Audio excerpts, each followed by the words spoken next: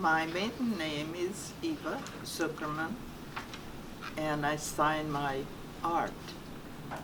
I'm a sculptor too, and I sign it Eva Z. Z stands for Zuckerman, and my married name is Eva Wartnik. I'm originally from Hungary. Paula was my mother's name, and Ignaz was my father's name, or Andrew. I had two older sisters, Claire and Irene. I think until 11, the memories were very nice. I had 21st century parents. My mother played tennis. I go back to 87 years. I'm 87 years old. I lived in the city with my parents. My grandparents lived in the Carpathian. It was a small village, and he was the mayor of the city. He was very well respected, even so we were Jewish. But I think they were the only Jewish family in that little village. We had to learn many languages as we went along. And Hungary and Austria was a monarchy, so they taught us Gothic German. I used to be able to write Gothic. I still speak German. I speak 6 languages, actually. Studying. When I was 8 years old, I wanted to perform. And I had a little song, and I invited all the friends in the neighborhood, and I charged a penny to come. And I have a little song, if you want me to sing it to you in Hungarian. Hello, hello, itt rádió, hello, itt Budapest, a legfrissebb szenzáció, mindenki tudja ezt, dalolni télen-nyáron, és csak szeretni jó, hát kapcsold rá a rádiót, hello, itt rádió.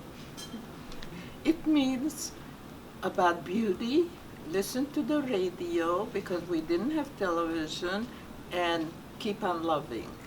And that's what I'm teaching everybody now, the young kids, and accept one another. Color means nothing. They are just like we all are. My father was more religious. My mom wasn't, and I'm less religious after what happened to them.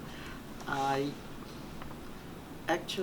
went to college here, to UCLA, to study religion, comparative religion, and they were really teaching religion as a philosophy, which it is a philosophy. Because, if you study all religions, you will know that they all teach the best things, love one another and help the poor. My father was that type of a person. He brought home poor people for dinner on Friday nights. I come from a very fine family, loving family. My grandparents too. They were just unusual people. She brought in breakfast in bed for me, my grandma. And because I was a funny kid, I didn't like to eat. So she prepared the best things that she knew I liked. And my grandfather was like a philosopher, and he was my pal. He was a gorgeous man. They have a picture of my whole family. You have it. I got sick one day, and I didn't want to take aspirin to get the fever down. So my grandfather came, and he said, honey, you have to take it or else. And I wouldn't take the aspirin.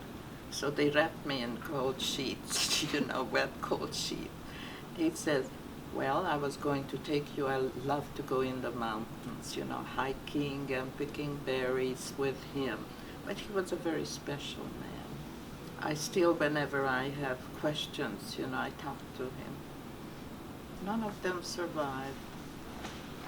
I'm the only one that survived from the family.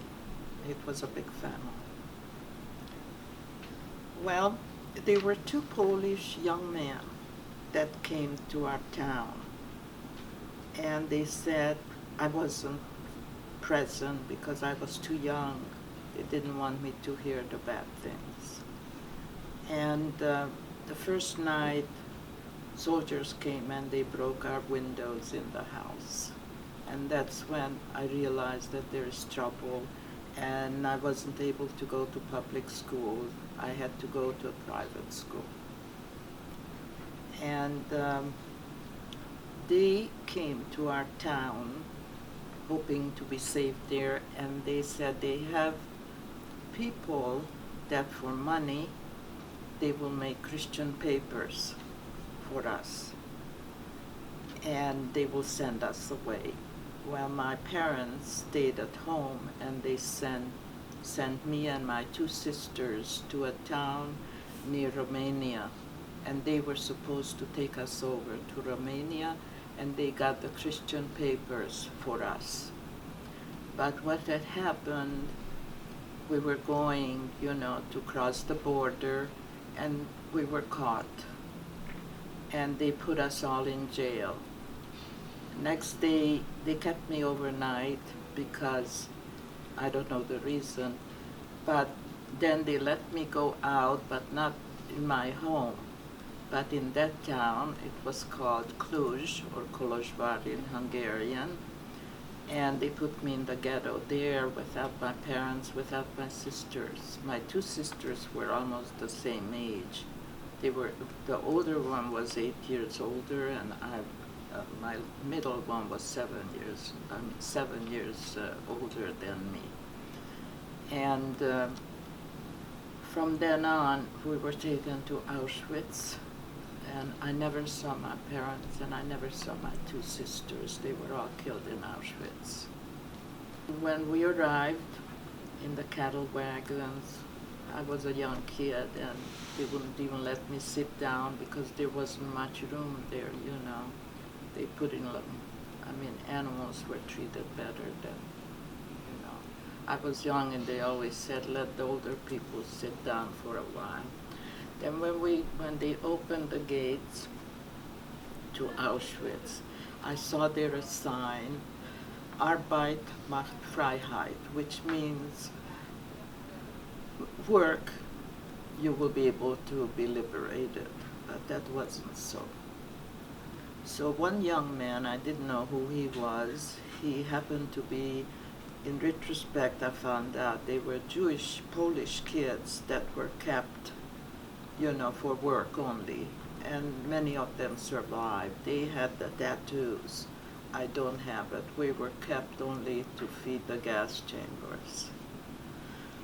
So I worked constantly at 11 when I was almost 12 years old then. And as you know, they shaved our hair off.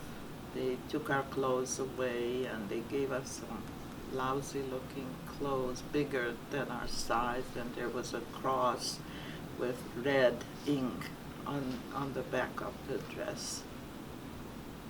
They put me in a barrack where they had younger kids, but they were taken very fast, away.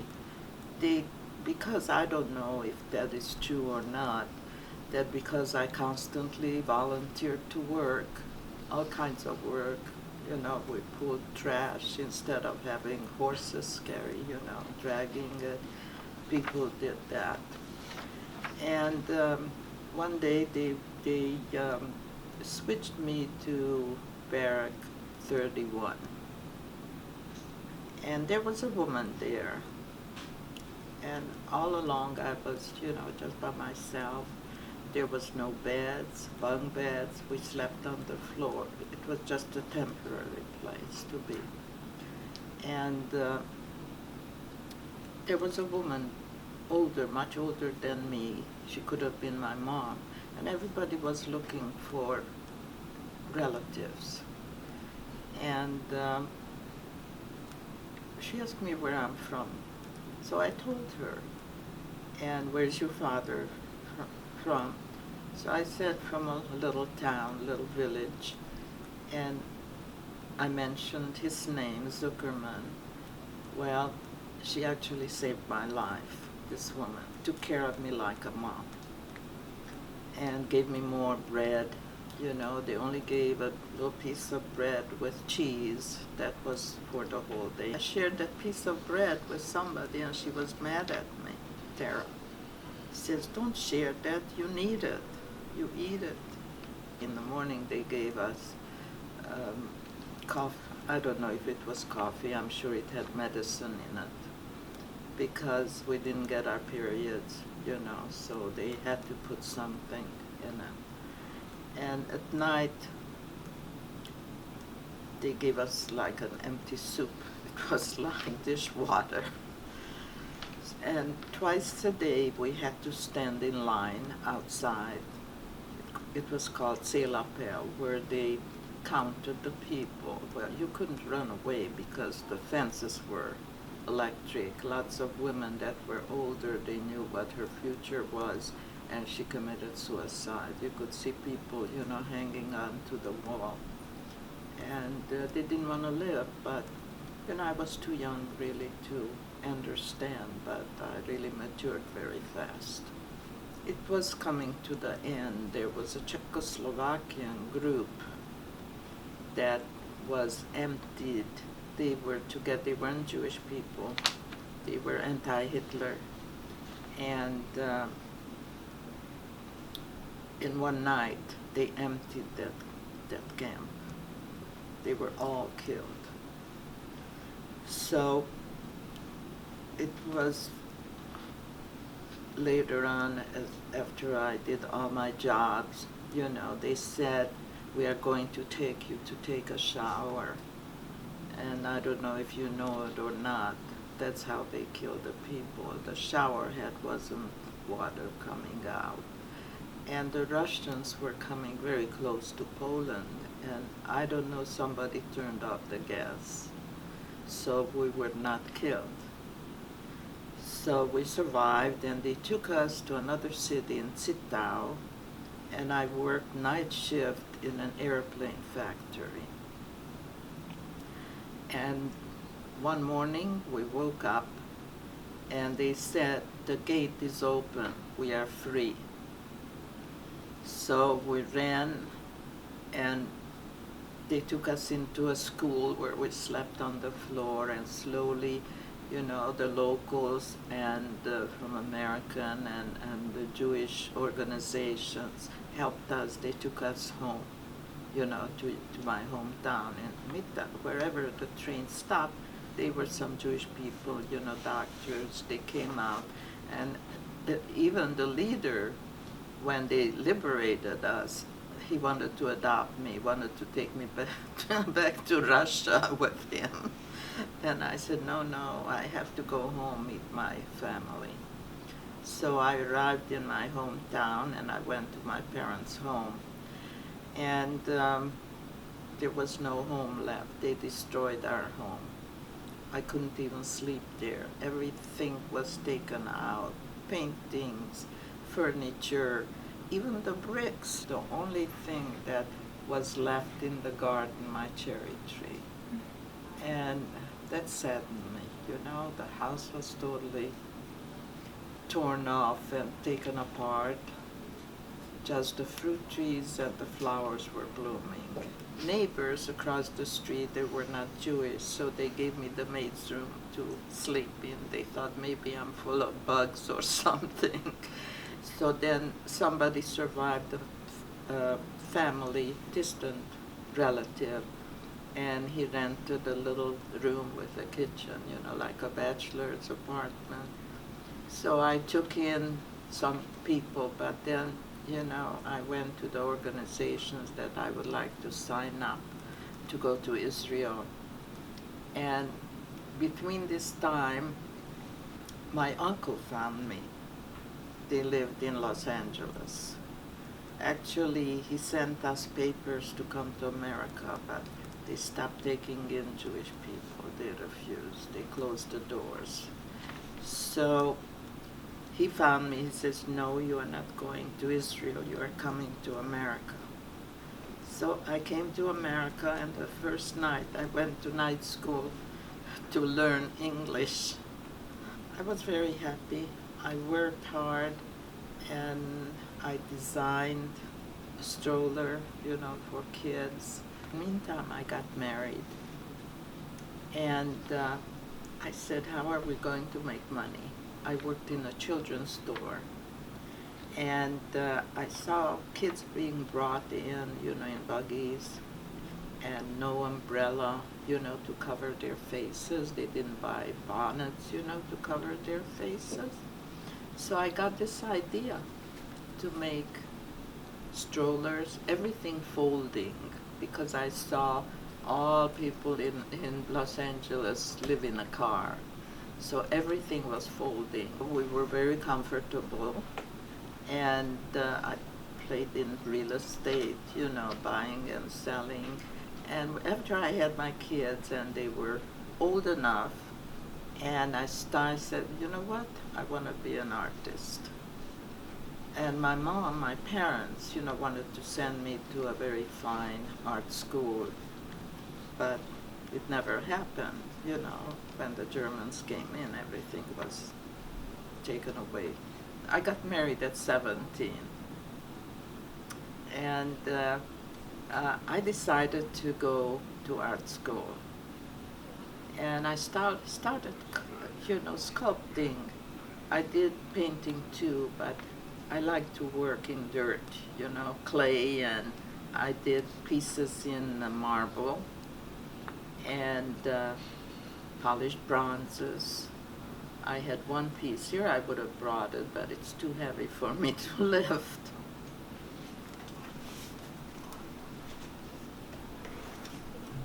It was almost the last piece that I made.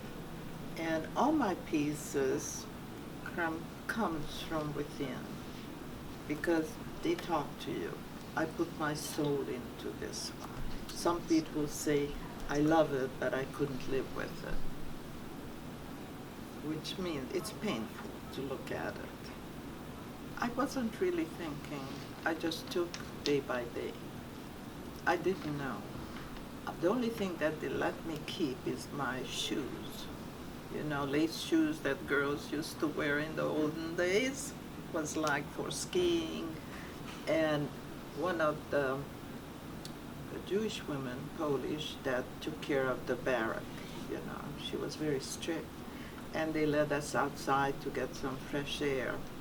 And she wanted my shoes because it was getting cold. And that shoe saved my life too. When it's that cold in wooden shoe, you can't survive. And she said to me, see that smoke there? That's where your parents are. That's when I found out that my whole family was gone. I was hoping that my sister, at least one sister, would survive, but they didn't. I went to visit Tara in Israel. She got married, and as young as I was, I told her, don't marry him, he's a jerk. But she did marry him. She opened up a restaurant on the main street in Israel. So I went to visit, and I'm sitting there. I had a cousin that lived in Israel. She passed away a few years ago. She was a survivor. I said, Tara. She looks at me. And she came over. She was crying. She got my dress all wet.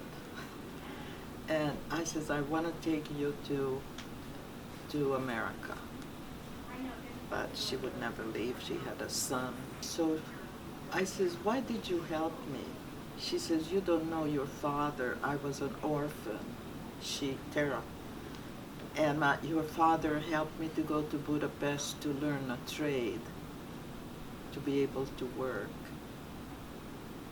And in turn, she saved my life. Because one day when we were standing, when they were counting us, they came and they pulled me out. The SS came and pulled me out. He saw I'm a young girl. And she went and pulled me out from the group. And she fought for me. And the SS let her do it. So I would go back to the factory where I worked at night. During the day, I helped clean the women that were, SS women. And so one kid that I was talking to, young children, and he said, little boy, I don't know how old, maybe first grader, he said, if you saw Hitler now, would you kill him? I said, no, I wouldn't kill him. I would punish him life and hard labor. If you kill him, it won't be punishment. Killing him, it will be over. He will survive, but working, hard work and labor, I says, I have no hate in me. And I don't know if it's good or bad. My mom didn't say goodbye to me. When we left, she could not face us leaving because she knew that they won't survive. And that tortured me all my life. But one day there was a little bird that sat on my windowsill. The mother came there and stayed with the little baby bird. But I thought it was my mom's soul that said goodbye to me, because one day the big bird came and flew away, and the little bird, and after that I never saw the little bird. But maybe it grew up and comes because I feed them all. I like to give because I get back. And I want to spread this love and liking everything and everybody, to spread the world. That's my aim. That's why I'm doing what I'm doing.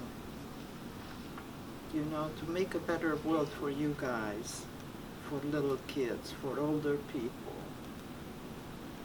And that's my aim right now. I'm in a phase that I'm very happy. And I had 2 husbands. They both died. One was beaten by Germans, and after I had the 2 kids, he passed away with brain tumor. And the second one, I lived with him quite a long time, and he died of a heart failure. So now I'm alone. I'm my own person, and I like this phase. I'm not telling you not to marry, because it's wonderful to have a partner, and it's great to have children, and it's fabulous to have great grandkids. They're just delicious. Do you know who my friends are? In their 20s, like Rachel. And I teach them what I learned in life, and I'm spreading everything that's inside my heart. You know why I'm doing it? I'm doing it for 6 million Jews and the rest of the world that they destroyed. Today I feel very good because I did my exercise. The meditation was fabulous. And in the beginning I would cry because I lived through my life over again. But when I came to America, I wanted to be an American. And blend, I didn't even have Hungarian friends. I didn't care for them. In Italy, I had Italian friends. And I had some parents and children that survived. And I got hooked up with them. They took me in their family in Italy. And I had older friends. They taught me how to bake Hungarian style. Somebody wanted to open up a restaurant for me. He says, how can I do it? I have 2 little kids. I cannot do it. They were good people. You know, my father was dedicated. He was I don't know what in Hungarian called, but he was, you know, like a sergeant general. And they said they will never take us away. No, I have no desire. My second husband wanted to go to Budapest. I went, but I was close to my hometown, but no way would I go back there.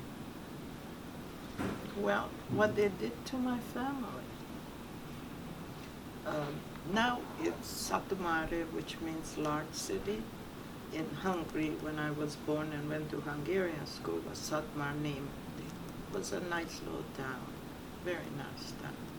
It was separated like like Budapest, you know, with the Danube.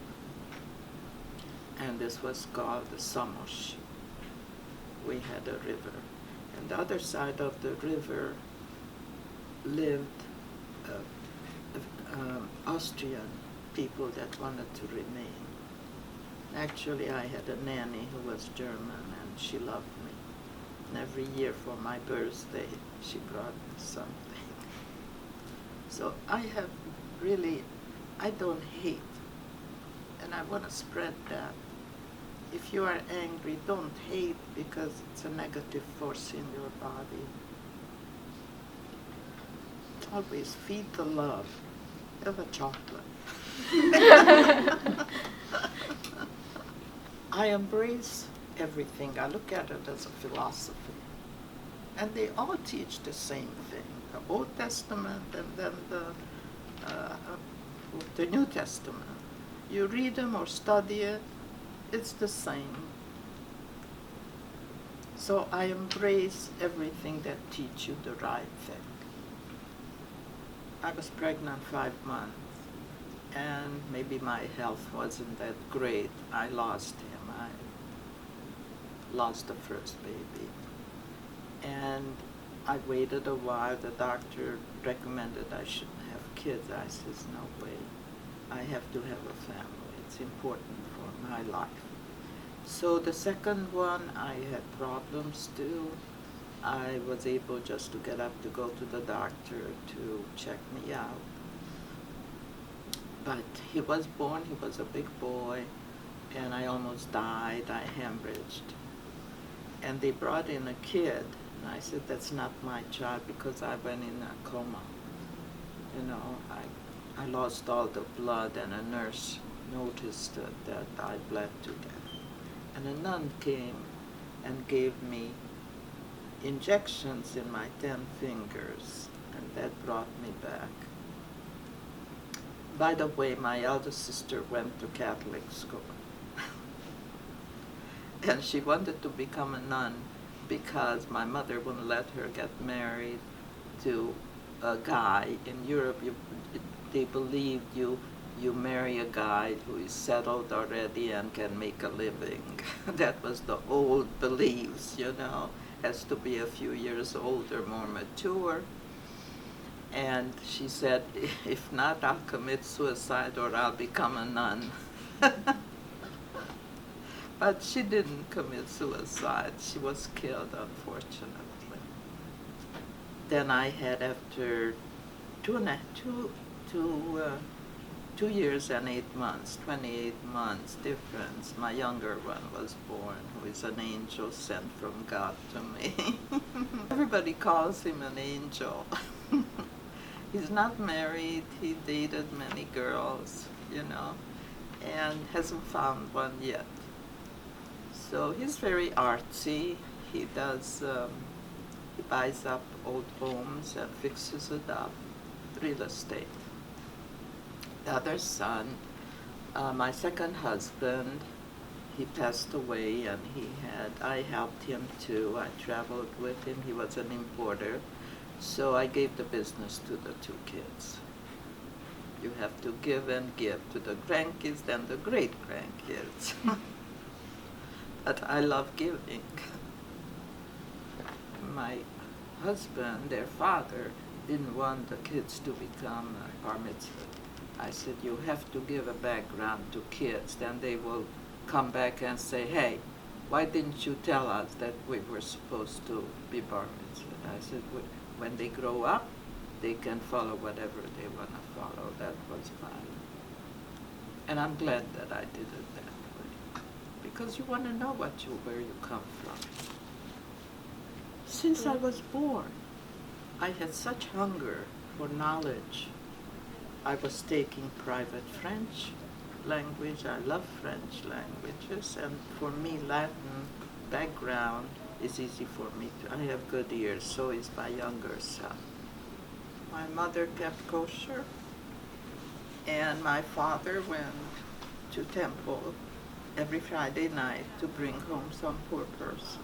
He won a war, First World War, and my mom was an excellent mother, taught us well how to be careful with the guys when you reach a certain age.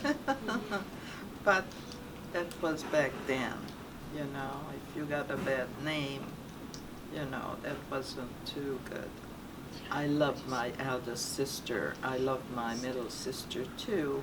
She was kind of not a dingaling, but she was a bohemian. That's a better expression. And my older sister was a brilliant woman, very, played the piano, and that was taken away. They took away everything. If we had flour, because, you know, we were hiding sugar, you couldn't buy. There was nothing available for Jewish people. Even the markets, you know, we had outdoor markets, not like here, you know. Outdoor, everything was outdoor. And the people left. We were able to go to the market from the ghetto about 10 o'clock or 11 o'clock, I don't remember it well. By then, most of the peasants, that growers, they were gone. So they made it very bad, you know, for the Jewish people. But that didn't last too long. After the ghetto, they were all taken away and killed. There were much more people, Hungarian people, killed toward the end of the war. I didn't know what was happening. I came off the car, not the car, but the cattle wagon, and he said to me, "How old are you?" I thought he was German, but he was a Polish Jewish young man. They kept him for 5 years. He told me to, when you get to the table, I didn't know what was going on. And I was just alone. I didn't have parents with me or sisters. I'm sure they would have taken me on the other side, which would have been the gas chamber. He says, "You tell them you are 16. I says, "Why? I'm only 11 and a half. He said, "Don't," he got mad at me. He said to me, "Don't ask me why. Just when you get there, you say you are 16 years old." And he never asked me. He just let me go. Maybe he liked what he saw. Well, I was a good worker. After a week, I had long braids, and one of the Jewish ladies said, "I think where we are going, I better cut your hair." So she just cut it with a scissor so I should look older. I forgot to tell you that. And after a few, I don't think I was there more than maybe a week. And they just hauled us away. I didn't know where my sisters. I was hoping I meet them again, but I never saw them again. This woman came into my life, and she was my mom. She loved me and I loved her. I really wanted to take care of her, but she married to this lousy guy. He was sitting outside the cafe, and she worked hard cooking and baking, you know, for the restaurant. It was one of the most famous restaurants in Israel on the main street. And he was sitting with Moshe Dayan outside drinking espresso and cappuccino, and she was working. He was a good-looking guy, but he was no good, and I told her that.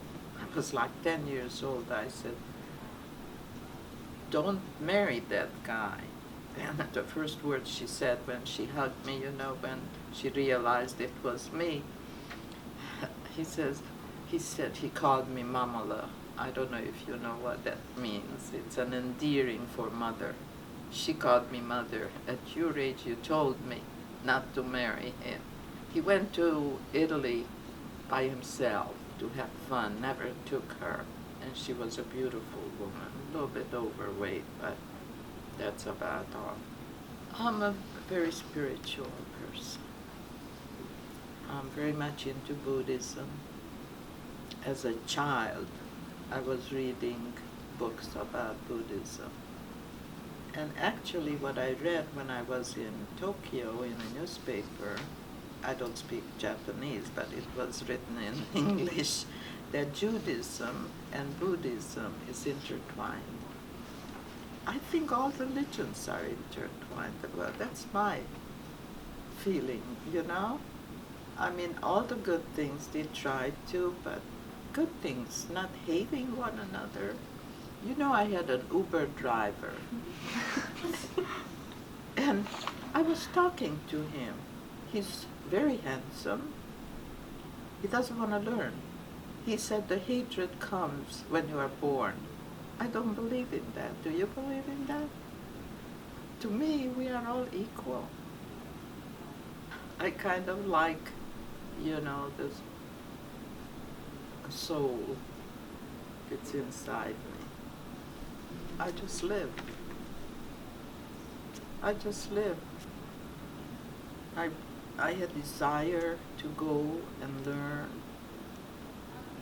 and I found myself. Yeah, you won't believe what I do in the morning when I'm not in the greatest mood. I put on some Italian singers and I dance by myself. And it helps. It really helps. If anybody hurts you, put on some good music, jazz or whatever you like, and dance.